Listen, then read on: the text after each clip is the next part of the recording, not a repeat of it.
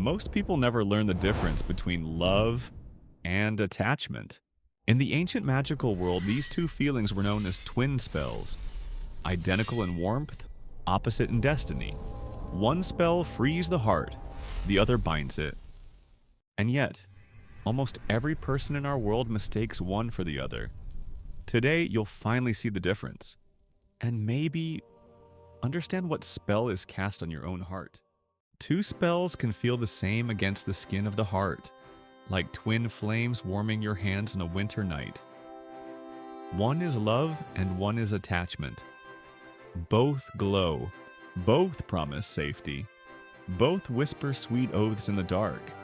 But only one lets you breathe as yourself. Only one leaves the window unlatched and the door unbarred. The other tightens inch by inch until the air grows thin and your voice becomes a sound you hardly recognize.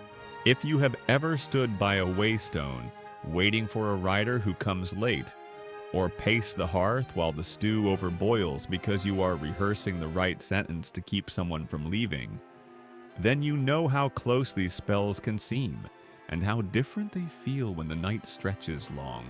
I have walked under the moons with each of these enchantments tied to my belt.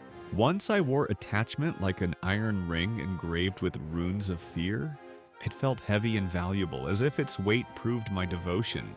I guarded it the way a dragon guards a hoard, pressing every coin to my ear to hear whether it chimed with betrayal. I told myself, this is love. Because look how hard I work. Look how much I worry. Look how much of myself I give up. But love was a different thing. Quiet as a meadow at dawn, patient as a golem watching the first snow. Love was a hearth that allowed my own fire to live beside it without smothering either flame. In every guild hall there are tales about the lover's orchard, where trees are planted in pairs. If you tie their branches together with too tight rope, they warp each other until both grow crooked. If you leave them far apart, they miss the soft clatter of each other's leaves. Yet when you plant them close and give each enough room to turn toward the sun, their roots meet below the earth, and the wind sings a kinder song. This is the first difference between love and attachment. Love respects shape and season. Attachment demands sameness. Love says, grow. Attachment says, stay exactly where I can see you or I will lose my breath. You know that feeling when the person you care for speaks kindly with a stranger at the market stall? If a surge of heat rises in your chest like dragon fire and your mind leaps to stories that turn brittle and sharp, they prefer the stranger to me. That is attachment tugging the rope.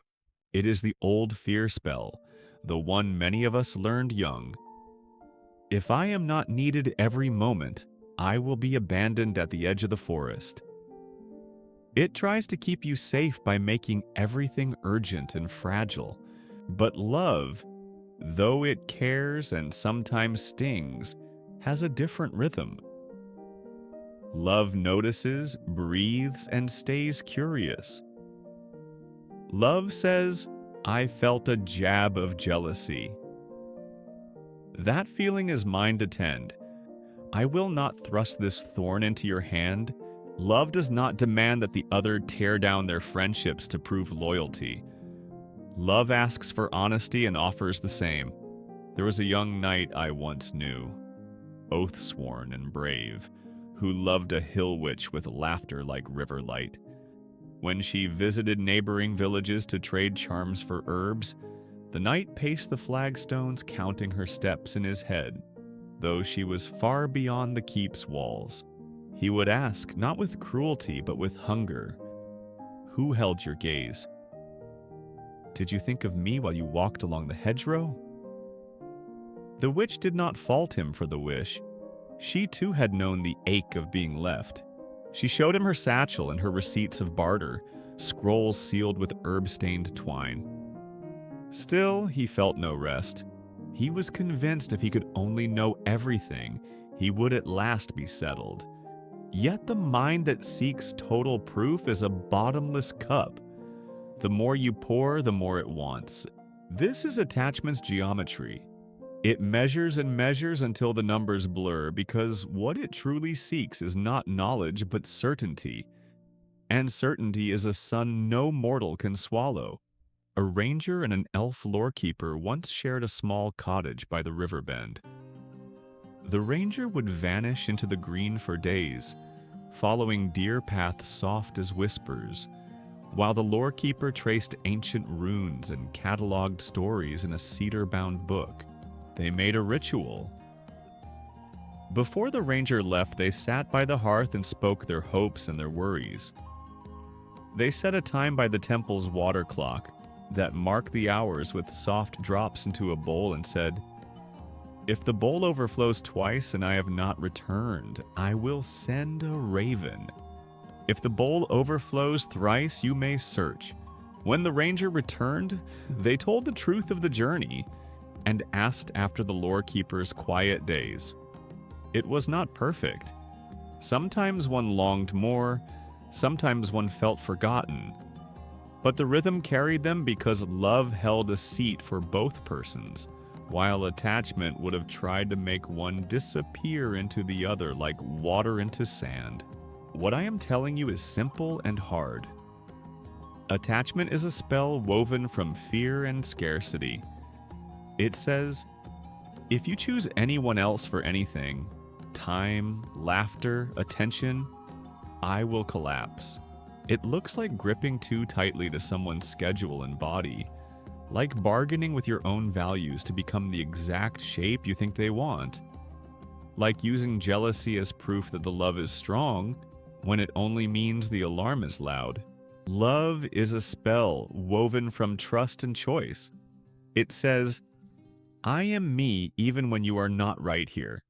I want to be with you because I choose it, not because a chain drags us together. Love looks like boundaries that are spoken out loud without the clinking of blame, like taking responsibility for one's own feelings and asking for what matters rather than testing or punishing, like tending your own craft and friendship so the relationship can breathe. If you have ever sat at a tavern bench and felt your chest become a tight fist because your beloved was with the musicians, laughing at a jester's clumsy joke, you have tasted attachment. Attachment makes the jest about your worth rather than their moment of joy. Love notices the fist, loosens it with a breath, and speaks later with warmth and clarity. I missed your company tonight. Could we keep each other close in a way that still lets your laughter roam? The difference is subtle. Attachment tries to fix the feeling by controlling the other. Love tries to understand the feeling by turning toward it with kindness, then asking for connection without a leash. One winter I met a gnome scribe who kept a ledger not of coins but of hurts. He tallied how many times his partner forgot to place a candle in the window to welcome him. He tallied how often she spoke first to a neighbor before greeting him in the doorway. He tallied tone and pauses and the number of times she said his name in a given evening. He had learned somewhere that attention must be earned and that proof must be recorded. He believed the ledger would keep him safe. But ledgers built on fear do not buy peace. They purchase distance. The woman he loved began to speak less freely, move less freely, until finally her silence was so complete he could not even tally it. And he cried into the ledger until the ink ran.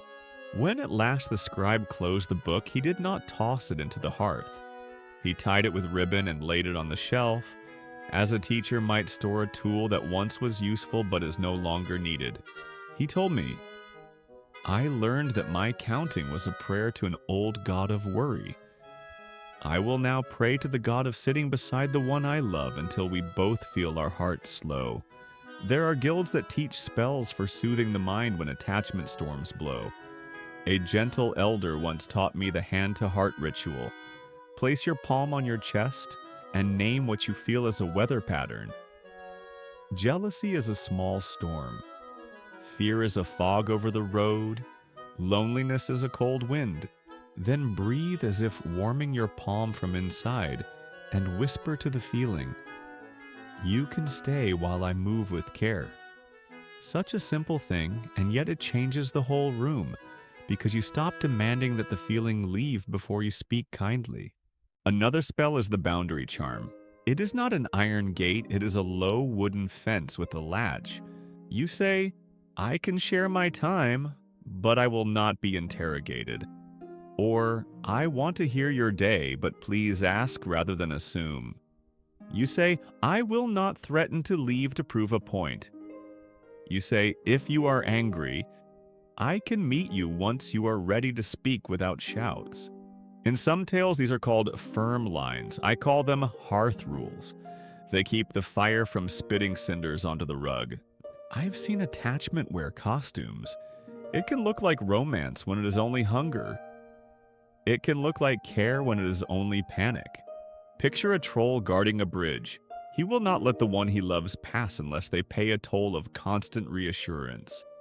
"Tell me I am the only one," he demands every morning.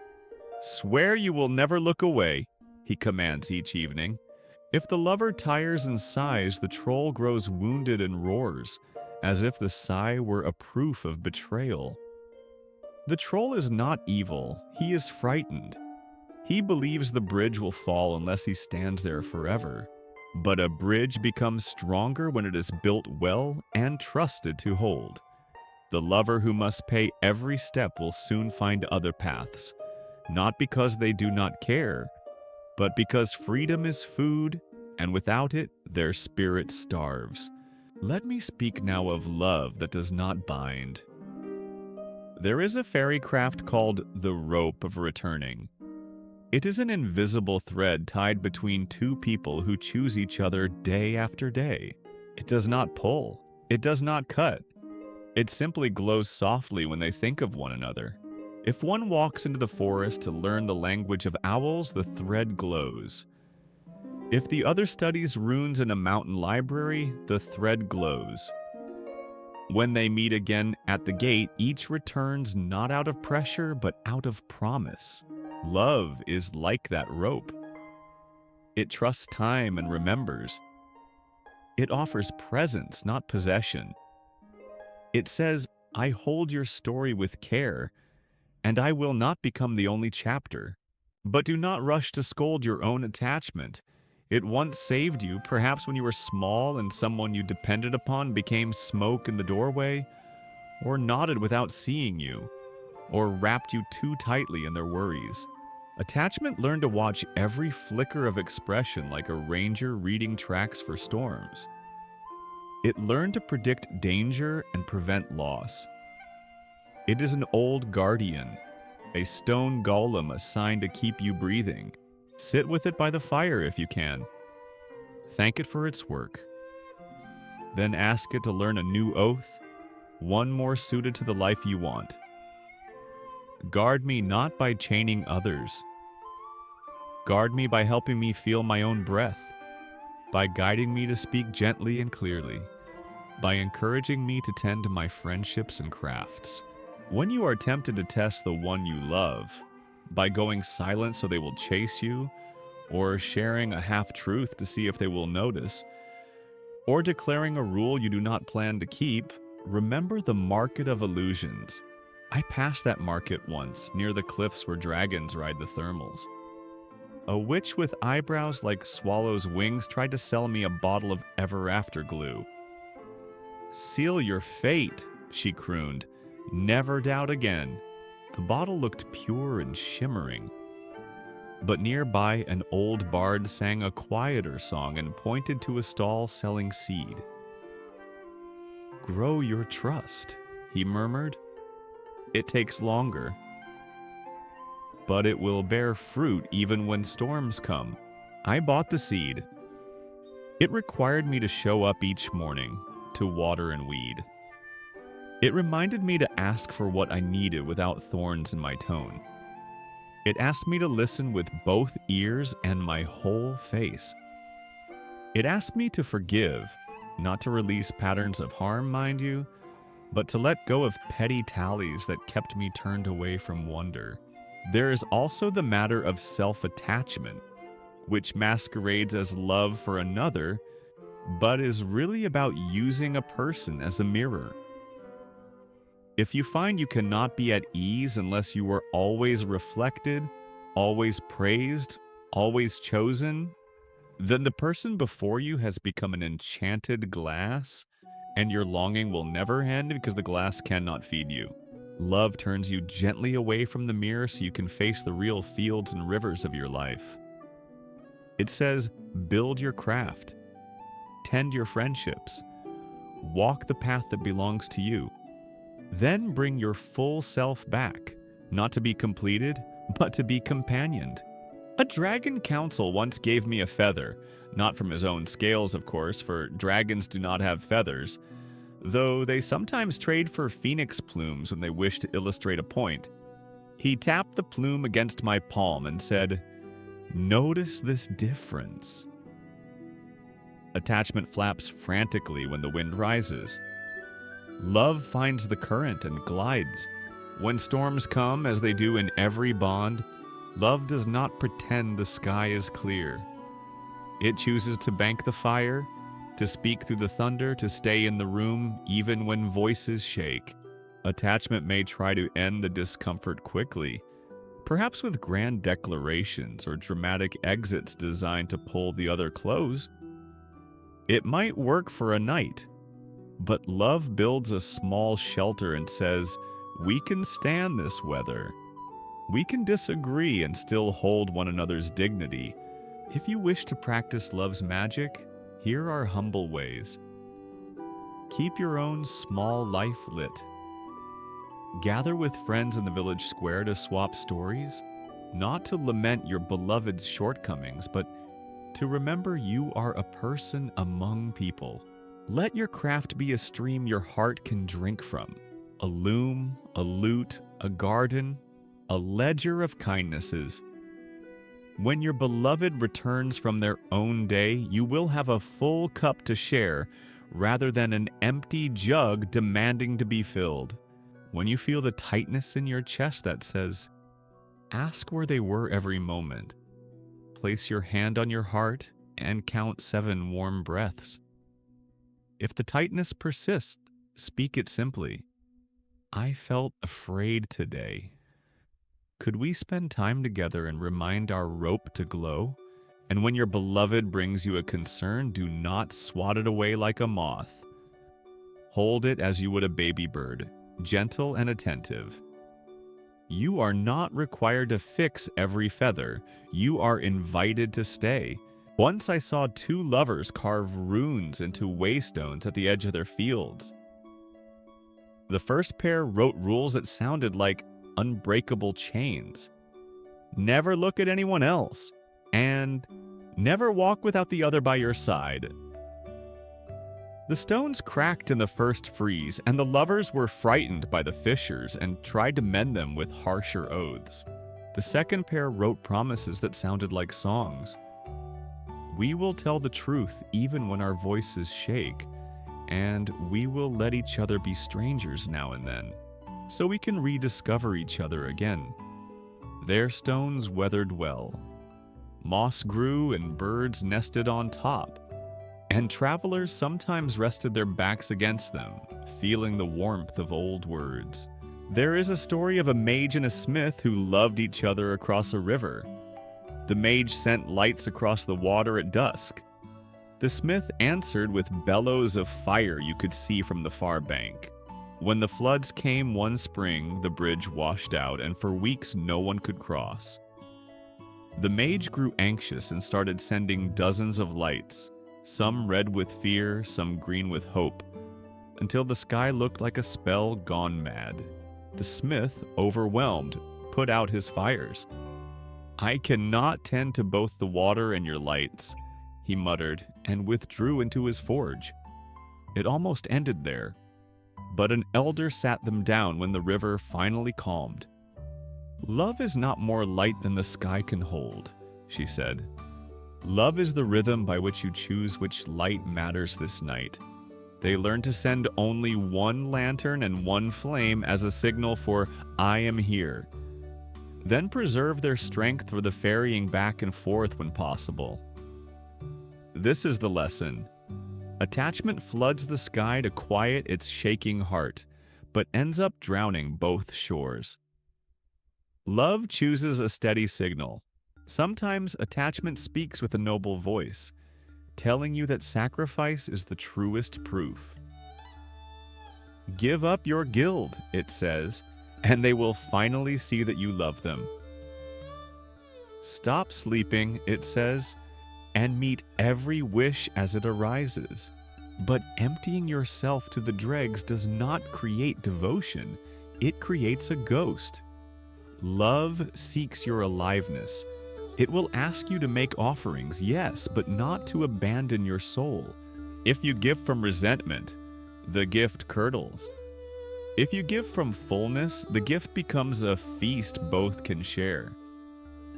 In the north, there is a custom of leaving a slice of bread on the sill for passing spirits. It is a kindness that does not starve the household. Let your offerings in love be like that, warm, generous, and sustainable. There will be days when the rope between you tangles. You will say the wrong thing. They will leave the door unlatched and the wind will slam it in your face. Old hurts will rise like skeletons from under the floorboards. On such days, notice your first spells. Do you reach for the chain? Do you reach for silence that punishes? Or do you reach for the gentle rope? You can always pause and try again. I once watched a couple argue beneath a willow by the river. Voices rose, faces flushed. The man turned to leave. The woman folded her arms like closing a gate. Then she stopped, touched her chest, and said, "I am frightened and angry. I want to walk away to make you feel my hurt, but I want us more." He stopped too, eyes clearing. He did not ask for explanations on the spot. He said, "I want us too. Let us sit and feel the grass." That moment did not solve everything, but it changed the map. They had chosen the rope over the chain. Do not be ashamed if you find yourself tangled in attachment. Many of us were taught by parents and tutors and old wounds and even by songs around the hearth that great love is constant cling, that the highest proof is jealousy's roar, that we must pass tests of loyalty that never end. It is a brave thing to unlearn. You can begin by telling the truth to yourself in simple words. I am afraid of losing you. You can place that truth on the table between you like a loaf of bread. You can eat from it together. You can ask, how can we keep each other close without making each other small? You can decide together what trust looks like. Perhaps it is a note by the door before long journeys. Perhaps it is an end-of-day voice at the hearth. Perhaps it is a promise that when one is pulled toward old ghosts, the other will not become a ghost in return but a steady hand. And sometimes love means letting go. Not in punishment or in dramatics, but in honest acceptance that the shape of your lives no longer fits. Attachment will fight this like a troll at the bridge, roaring and bargaining. Love will grieve like a priestess in the moon garden, with tears and prayers, and then love will bless the other to walk their own path. There is dignity in that. There is a kind of everlastingness in it. For love is not only the staying, it is the way we part when staying would make us small and bitter. I am not here to give you decrees or ironclad doctrines. I am here to tell you what the road told me. That the heart learns, that our first spells are not our only spells, that trust grows in ordinary acts repeated with care. If you need counsel, seek out your wise folk, the elder in your village who speaks softly but sees clearly, the guildmate who loves you enough to tell you when you are fooling yourself, the auntie who always has tea by the fire and a listening ear. Gather with the ones who can remind you who you are when fear tries to shrink you. Tonight, when you bank the hearth and the torches along the wall settle into their gentle hiss, ask yourself, which spell am I casting? When I reach for you, do I also hold myself? When I speak, do I invite the other to stay as themselves? Or do I try to carve them into my shape with invisible knives of worry? The honest answers may sting, but they will not destroy you. They will set you on the path, and when you sleep, may your dreams bring you to the lover's orchard. May you see two trees, yours and the one you love. May you see the space between them as holy ground. May you wake and water that ground with the actions that match your words. Some mornings you will fail. You will grasp when you meant to open. You will count when you meant to listen. Forgive yourself as you would forgive a small sprite who spilled the milk while trying to help. Begin again. The heart is an apprentice for much longer than we think, and even masters use chalk lines before carving stone. Every day offers you a wand and a choice. The chain or the rope, the ledger or the loaf, the flood of lights or the single lantern in the window. Choose as best you can. Then choose again. And if both spells feel the same in your hand, bring them close to the fire and watch. Attachment will sizzle and smoke and demand more fuel. Love will glow without asking you to burn yourself to ash. This is how I know the difference now.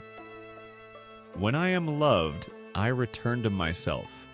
I speak in my own voice, and the one beside me listens as if it were music. I do not spend my days guarding gates that lead nowhere.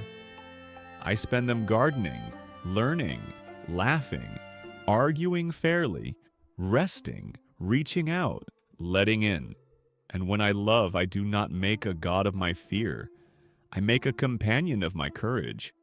I let the rope glow and the windows stay open. I let the other be as they are, even when it challenges my old spells. I trust that if we are meant to walk together, we will keep choosing the path that allows both of us to walk upright. So if you are standing at the waystone now, unsure which direction to take, press your ear to your chest. The heart knows the steps of its own dance. The chain rattles, the rope hums. If you listen long enough, you will hear which song you are moving to, and you can adjust your steps. That is the gift no witch can trick you out of. No troll can stop. No storm can drown the gift of choice renewed each dawn. And in that choice, the ancient world becomes kinder. The dragons still circle the peaks. The elves still sing beneath the leaves. The knights still polish their armor. The witches still bargain at the market of illusions. But you hold a quieter magic, one that changes how you meet all of them. You can love without binding. You can be held without disappearing. You can walk your road and still twine roots with another beneath the living earth. May your nights be gentle. May your mornings be clear. May your hands learn the feel of both spells, and may you choose the one that frees you both.